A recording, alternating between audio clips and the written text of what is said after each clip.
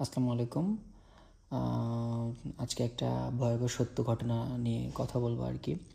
ঘটনা ঘটে 10 বছরের এক বাচ্চার জীবনে আর কি। তো ভিডিওর শুরুতেই আমি যে আপনাকে একটা কোশ্চেন করতে চাই, বা কেউ যদি আমাকে এরকম কোনো কোশ্চেন করে যে আপনার জীবনের গুরুত্বপূর্ণ কিছু অধ্যায়ের নাম বলেন, তো নিঃসন্দেহে সেই অধ্যায়গুলোর মাঝে দুইটা কথা কিন্তু আমার প্রথম দিকেই থাকবে।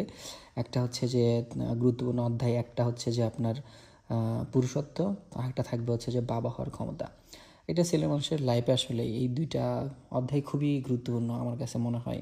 আসলে কেউ যদি বাবাই না হইতে পারে, আসলে তার লাইফে খুব মানে আমার মনে হয় অনেক বড় একটা অপূর্ণতা থেকে যায়। আর পুরুষত্ব যদি না থাকে তাহলে তো আসলে কথাই নাই। তো চলুন আমরা সরাসরি ভিডিওতে যাই। এই যে একটা বাচ্চা দেখতে পাচ্ছেন, আসলে এই বাচ্চার লাইফে ঘটনা ঘটছে এরকম না, আমি একটা জাস্ট গুগল থেকে ছবি ডাউনলোড করে নিয়ে ভিডিও শুরু করছি আর কি। যাই হোক, বাচ্চাটার কোনো ছবি, নাম, বাসার ঠিকানা কোনো কিছু এখানে ব্যবহার করছি না, শুধুমাত্র তার বয়সটা নিছি। 10 বছরের একটা বাচ্চা ছিল। সেই বাচ্চার হঠাৎ করেই বাচ্চার যে অন্ডকোষ আছে, অন্ডকোষ মানে তো বুঝে নিই স্ক্রোটাম।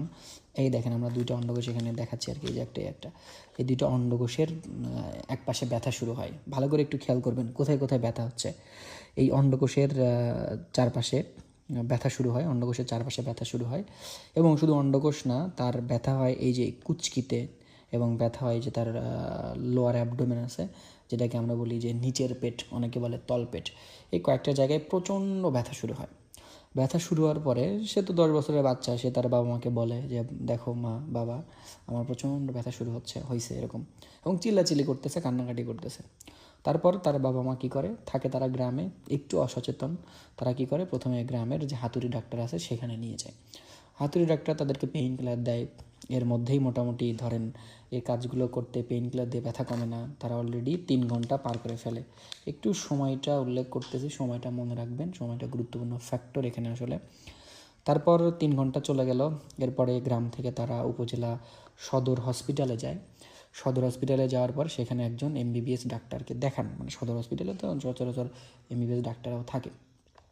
তো দেখানোর পরে এমবিবিএস ডাক্তার জিনিসটার ভয়াবহতা আসলে বুঝতে পারে, এবং তাদেরকে সেখান থেকে জেলা মেডিকেল কলেজে রেফার করে দেয়, এবং বলে যে আপনারা দ্রুত একজন ইউরোলজিস্ট দেখাবেন, ইউরোলজিস্ট ডাক্তার দেখাবেন। তো তারা জেলা জেলা মেডিকেল কলেজ হসপিটালে যায়। যাওয়ার পরে সেখানে হচ্ছে যে তারা ইউরোলজিস্ট দেখান, এবং ইউরোলজিস্ট ডায়াগনোসিস করে সেই বাচ্চার হয়েছে আসলে টেস্টিকুলার টর্শন। টেস্টিকুলার টর্শনটা আসলে কি, আসুন মানে আসেন আমরা একটু এখানে একটু ডিটেলস আলোচনা করি, মানে খুব সহজে বুঝাই।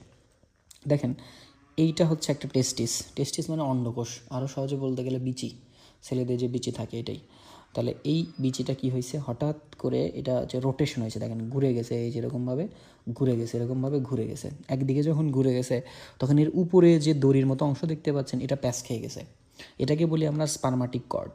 এই স্পারমাটিক কর্ডটা এখানে প্যাঁচ খেয়ে গেছে, আমরা যেটাকে বলছি টুইস্টেড, টুইস্টেড হয়ে গেছে। টুইস্টেড মানে কি, প্যাঁচানো, পাকানো। তাহলে এখানে এটা প্যাঁচ খেয়ে গেছে। তো সমস্যার ব্যাপার হলো, যদি এটা এরকম প্যাঁচ খেয়ে যায়, তাহলে দেখেন এখানে আমরা দিয়ে রাখছি যে কাট অফ ব্লাড সাপ্লাই। এই যে টেস্টিস যেটা ছিল, এটাতে যে ব্লাড সাপ্লাই আসতেছিল, মানে ধরেন এটাতে যে অক্সিজেন আসতেছিল, পুষ্টি আসতেছিল, এই অক্সিজেন, পুষ্টি, ব্লাড সাপ্লাই পুরোটা অফ হয়ে যায়। তো অফ হয়ে গেলে সমস্যা কি, অফ হয়ে গেলে যদি ধরেন এই জায়গাটা যদি, এই টেস্টিসটা যদি আপনার ব্লাড সাপ্লাই বন্ধ হয়ে যায়, অক্সিজেন বন্ধ হয়ে যায়, তাহলে ওটা তো পচে যায়, পচে যায়। এখন বাচ্চারও সেমভাবে এটা হচ্ছে যে পচে গেছে এবং কেটে ফেলতে হয়েছে। এখন এখানে দেখেন, কেটে ফেলাকে আমরা আবার বলি অর্কিডেক্টমি। বাচ্চার এটাকে কেটে ফেলা হলো অর্কিডেক্টমি বলি। তো এখন কথা হচ্ছে যে এইটা ধরেন এরকম প্যাঁচ খেয়ে গেলেই কি কেটে ফেলতে হয়? না, প্যাঁচ খেয়ে গেলেই কিন্তু কেটে ফেলতে হয় না। এটা একটা, ওই যে আমি বলছি না, টাইম একটা গুরুত্বপূর্ণ ফ্যাক্টর। বাচ্চাটা যখন তার বাবা মায়ের সাথে ইউরোলজিস্টের কাছে পৌঁছাইলো, তখন এই 6 ঘন্টা পার হয়ে যায় আর কি, 6 ঘন্টা ক্রস করে ফেলে। যার কারণে বাচ্চাটাকে আসলে, বাচ্চাটার যে টেস্টিসটা আছে এটাকে আর বাঁচানো সম্ভব হয় না। ব্যাপারটা হচ্ছে এরকম যে ধরেন যদি টেস্টিকুলার টর্শনের সময় যদি 6 ঘন্টার কম হইতো, বা 6 ঘন্টার ভেতরে থাকতো, সেক্ষেত্রে এটা অপারেশন করে এই প্যাচটাকে, এই যে প্যাচ লেগে গেছিলো এই জায়গাতে, প্যাচটাকে খুলে দেওয়া যাইতো, সেক্ষেত্রে বাচ্চার টেস্টিসটা বাঁচানো যাইতো আর কি। কিন্তু ব্যাপারটা হয়েছে এরকম যে ওরা 6 ঘন্টা পার হয়ে গেছে তারপরে আসছে, যার কারণে আর টেস্টিস বাঁচানো যায় নাই, টেস্টিসটা পচে গেছে এবং সেটাকে কেটে ফেলতে হয় ফাইনালি। তো এখন সমস্যা কোথায় হয়, কেটে ফেললে সমস্যা কি? সমস্যা হচ্ছে যে এই যে ধরেন এটা হচ্ছে সেই টেস্টিস বা অন্ডকোষ। এই অন্ডকোষের মাঝে একটা কোষ আছে, এই যে দেখেন এখানে দাগায় দিচ্ছি। এই কোষটাকে বলা হয় লেইডিক কোষ বা লেইডিক সেল। এই লেইডিক সেল থেকে আমাদের টেস্টোস্টেরন খরিত হয়। এখন এই টেস্টোস্টেরনের কাজ কি? টেস্টোস্টেরনের কাজ হচ্ছে যে আসলে একটা সেলের মাঝে যে সেলের বৈশিষ্ট্য থাকবে সেটাই কিন্তু এ নির্ধারণ করে দেয়।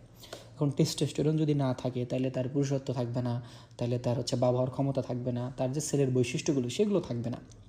তাহলে একটা বাচ্চার দেখেন, একটা বাচ্চার 10 বছর বয়সে এসব কিছু হারায় ফেলছে। তো এটা আসলে আমার মনে হয় যে এটা ডিরেক্টলি না বলে ইনডিরেক্টলি বলতে পারি তার বাবা মা দায়ী। তার বাবা মা দায়ী কারণ হচ্ছে দেখেন, তারা যদি একটু সচেতন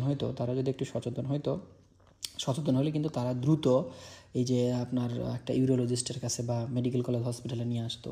হয়তো বাচ্চাটার এই যে জীবনে থেকে গুরুত্বপূর্ণ 2টা অধ্যায় হারাই গেল, এইটাকে হয়তো সেভ করা যেত।